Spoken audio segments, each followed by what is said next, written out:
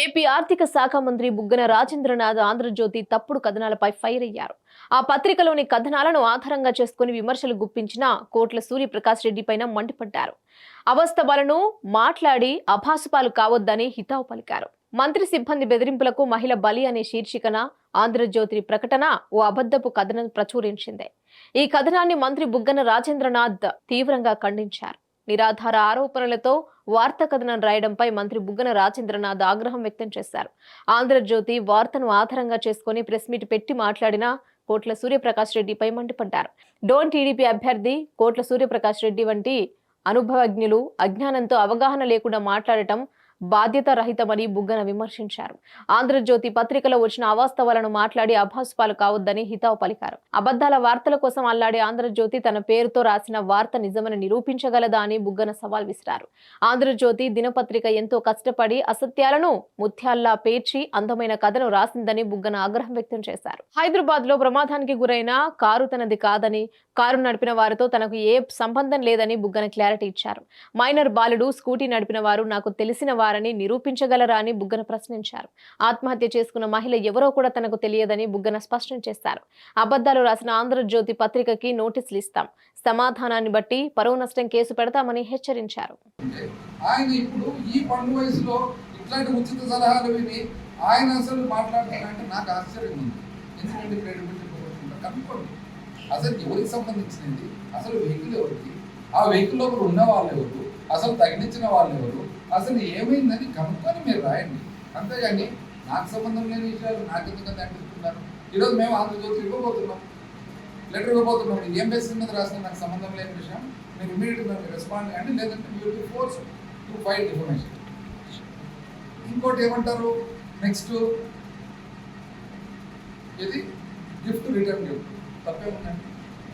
ఇప్పుడు మనకు ధైర్యం ఉంటే బయటికి రా అంటే రోజు మేము ఏం పని చేస్తున్నాం అంటే రోజు ఏం పని చేస్తున్నాం బయటనే కదా అంటే ఎక్కడ అంటే మీ డెఫినేషన్ లోపల బయట నాకు అర్థం కాదు.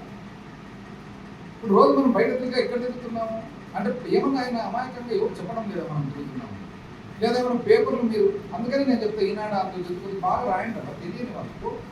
మీరు ఎట్లా చేస్తారంటే రాయనే రాయరు, మేము తిరుగుతుండేది వాళ్ళు చదివేది ఓన్లీ ఈనాడు అందులో చదువుతుంది.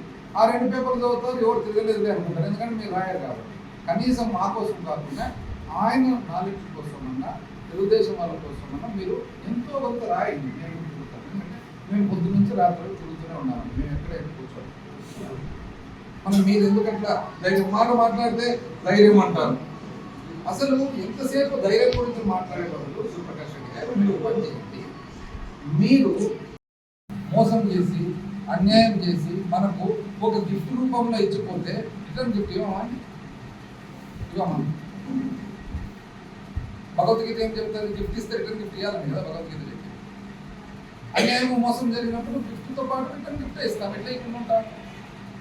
కేసీఆర్ గారు ఏమన్నారు, గిఫ్ట్ ఇస్తే రిటర్న్ గిఫ్ట్ ఇస్తామన్నాడు, అంతే కదా. రెండో పాయింట్, నేనేదో కారు ఆపి నేను ఎందుకు బెదిరిస్తున్నాను, నేను ఇప్పుడు అట్లా కారు ఆపి మీరు కారు ఆపకుండా ఒక వ్యక్తి తెలిసిన వ్యక్తి పోతూ ఉంటే కిలోమీటర్ దూరం పోయి రికార్డు ఇవ్వనండి. నా ఫోను నా సంబంధించిన వాళ్ళ ఫోన్లో కాల్ రికార్డ్ చేయండి, ఎవరెవరు బెదిరించినారో ఎవరెవరు ఫోన్ చేస్తారు ఛాలెంజ్ రాయండి. మీరు రాయండి, నేను బెదిరించాలని అంటున్నారు కదా, నేను కూడా రాసేది.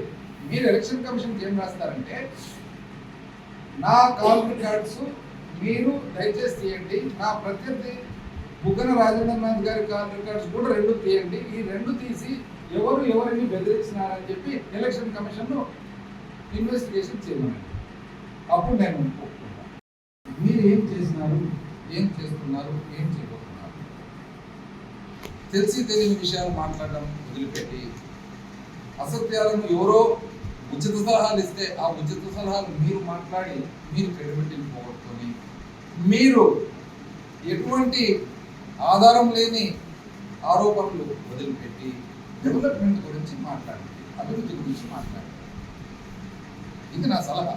ఎందుకంటే ఇప్పుడే ఒక ఊరికి సంబంధించిన దేశం అంతా చెప్తుంటే మీరు పక్క నియోజకవర్గం నుంచి వచ్చి అభివృద్ధి ఎక్కడ ఉంటాయంటే పబ్లిక్ నమ్మకం ఏమంటారు దాన్ని, దానివల్ల క్రెడిబిలిటీ పోతుందా లేదా. ఇప్పుడు ఒక పేపర్ చూపించి ఇది తెల్ల పేపర్, ఇది కాదు నల్ల పేపర్ అంటే పబ్లిక్ ఏమనుకుంటారు, ఎందుకు ఇట్లా మాట్లాడుతున్నాడు అనుకుంటారు. అది కాదు మీరు చెప్పాలి. మీరేం చేస్తారో చెప్పండి. మీరు ఏం చేయబోతున్నారు చెప్పండి. పోనీ మీరు అధికారంలోకి వస్తే 10 సంవత్సరాల క్రితము మీరు ఫౌండేషన్ రాయేసి ఇంత పెడతారండి. మీరు ఎప్పుడైనా మాట్లాడేటప్పుడు ఫ్యాక్ట్స్ నిజాలు మీరు ఇండిపెండెంట్గా మీరు కనుక్కొని తెలుసుకొని దాన్ని బట్టి మాట్లాడాలి. పైగా ఏంటి ఇవన్నీ అసలు ఆశ్చర్యకరంగా ఉంది. ఈ వయసులో ఏంటంటే ఇంత అసలు ఇది ఎవరు చాలా ఇమ్మెచ్యూర్గా మొట్టమొదటిసారి జీవితంలో ఫస్ట్ టైం రాజకీయాల్లోకి వచ్చి ఏదో ఒకటి ఉత్సాహంగా మాట్లాడాలి కదా అని చెప్పి ఆ ఉత్సాహంగా మాట్లాడేటప్పుడు తెలిసి ఒకటి తెలియక ఒకటి పొరపాటు ఒకటి ఇది ఒకటి మాట్లాడే టైంలో ఎందుకండి ఇట్లాంటి వద్దండి. ఇది మీ వయసు కదా దయచేసి ఫ్యాక్ట్.